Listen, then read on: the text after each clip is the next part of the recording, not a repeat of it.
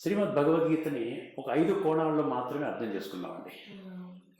మీరు అన్నట్టు కురుక్షేత్ర యుద్ధరంగంలో అక్కడ అర్జునుడు అస్త్ర సన్యాసం చేసినప్పుడు భగవంతుడు శ్రీకృష్ణుడి రూపంలో వచ్చి భగవద్గీతను బోధించాడు. ఆ యొక్క బోధన ఆధారంగా అర్జునుడు యుద్ధం చేయడం జరిగింది, చివరికి విజయాన్ని పొందాడు. ఆ విధంగా అదొకటి యుద్ధ శాస్త్రంగా తెలుసుకున్నాం. రెండవది, ఇది 4 యుగాలు ఉన్నాయి చూసారా, సత్యయుగము, త్రేతాయుగము, ద్వాపర యుగము, కలియుగము. ఈ కాలచక్రంలో ద్వాపర యుగము నుండి ఈ భగవద్గీత ద్వాపర యుగానికి సంబంధించినది అని అర్థం చేసుకున్నాం ఇప్పటి వరకు.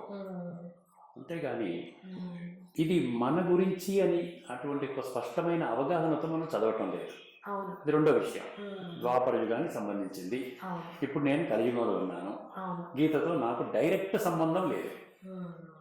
మూడో విషయం, శ్రీమద్ భగవద్గీత కేవలము ఒక్క అర్జునుడికి మాత్రమే బోధించారు. ఎందుకంటే ఆయన యుద్ధరంగంలో నేను యుద్ధం చేయనన్నాడు.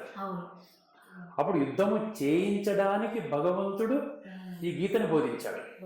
ఇటువంటి అవగాహనతో అర్జునుడికి సంబంధించిన శాస్త్రము కానీ నాకు సంబంధించిన శాస్త్రము కాదు కదా, ఇది అర్జునుడికి సంబంధించిన శాస్త్రము కానీ నాకు సంబంధించిన శాస్త్రం కాదు, నేను యుద్ధంలో పాల్గొనలేదు, నేను అర్జునుడిని కాదు అంటూ దాన్ని మనం విడిచిపెట్టేశాం. ఇంకొక విధానంలో అర్థం చేసుకున్నది ఏంటంటే, ఇది ఒక ధర్మశాస్త్రం. ఏ విధంగా అయితే ప్రతి ధర్మానికి ఒక శాస్త్రం ఉంది, హోలీ బైబుల్ క్రిస్టియన్స్కి ఉంది, హోలీ ఖురాన్ ఇస్లాం ధర్మానికి ఉంది, గురు గ్రంథ్ సాహిబ్ సిక్కు ధర్మానికి ఉంది, అదేవిధంగా ధమ్మపద్దని బౌద్ధ ధర్మానికి ఉంది, అదేవిధంగా శ్రీమద్ భగవద్గీత హిందూ ధర్మశాస్త్రము అని అర్థం చేసుకున్నాం. సో ఇది ఒక విషయం. ఇంకొకటి, ఆఖరిగా 5 కోణాలు మీకు చెప్తున్నాను అనమాట. 4 కోణాలు చెప్పాను మీకు. 5వ కోణం ఏంటంటే, ముఖ్యంగా భారతదేశంలో అంటే హిందువుల్లో ఉన్నటువంటి ఈ యొక్క నాటుకుపోయినటువంటి ఒక బిలీఫ్ సిస్టమ్ అనండి. కుటుంబంలో ఎవరైనా చనిపోయినప్పుడు తప్పకుండా భగవద్గీతని వినాలి, లేకపోతే పారాయణం చేయాలి అని ఒక బలమైనటువంటి నమ్మకం.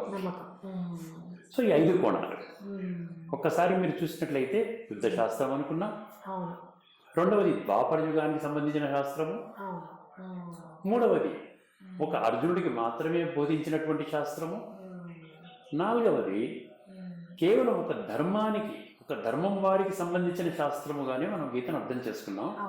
5వ కోణంలో కుటుంబంలో ఏమైనా చనిపోయినప్పుడు ఖచ్చితంగా వినాలి, పారాయణం చేయాలి, ఆ విధంగా మనం అర్థం చేసుకున్నాం. సో ఈ 5 కోణాలలో మనం ఏదైతే అర్థం చేసుకున్నామో దానిని మనము శ్రీమద్ భగవద్గీతలో ఉన్నటువంటి శ్లోకాలతో మనము వెరిఫై చేసుకోలేదు. శ్రీమద్ భగవద్గీత అంటే ఏమిటి అంటే ఈ 5 చెప్తున్నాం మనం.